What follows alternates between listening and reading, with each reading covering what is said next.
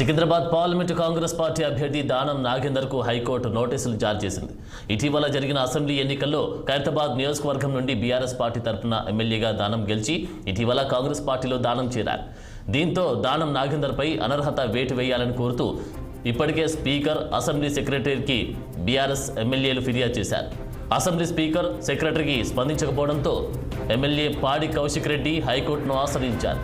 దీంతో సోమవారం పిటిషన్పై విచారించిన హైకోర్టు దానం, అసెంబ్లీ సెక్రటరీ, ప్రభుత్వం, ఏసీలకు కూడా నోటీసులు జారీ చేసింది. తదుపరి విచారణను ఈ నెల 25కు వాయిదా వేసింది.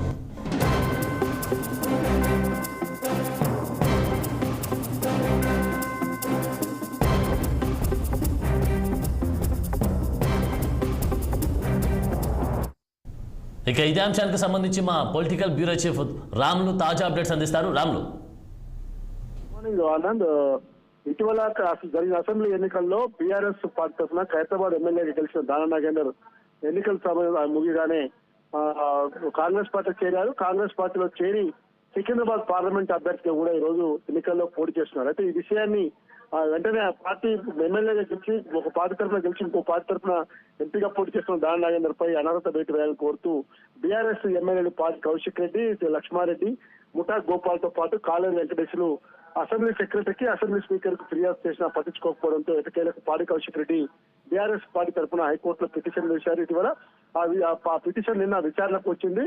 ఈ నేపథ్యంలో విచారణ సంబంధించింది దానం నాగేందర్ తో పాటు ప్రభుత్వానికి, ఎన్నికల కమిషన్ కు, తర్వాత అసెంబ్లీ సెక్రటరీకి ఈ హైకోర్టు నోటీస్ ఇచ్చింది. దీనిపైన పూర్తి వివరాలు పొందుపరచాలని చెప్తూ ఆ విచారణ 25కు వాయిదా వేసింది. అయితే ఇప్పుడు దానం నాగేందర్ తో పాటు కడియం సిఆర్ కూడా పార్టీ మారారు. అదేవిధంగా భద్రాచలం ఎమ్మెల్యే తెల్లం వెంకట్రావు కూడా పార్టీ మారారు. ఎవరిని కూడా వదిలిపెట్టాం, ఖచ్చితంగా బీఆర్ఎస్ పార్టీ తరఫున ప్రత్యక్ష పోరాటం చేస్తున్నాయి, న్యాయ పోరాటం ఎట్టి పరిస్థితుల్లో కూడా వదిలిపెట్టాం.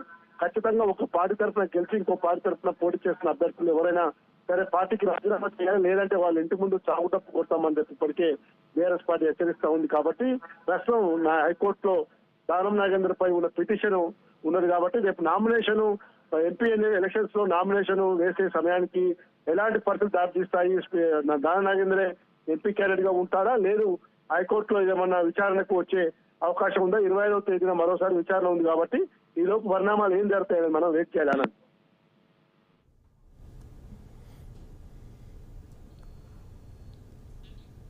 Thank you Ram.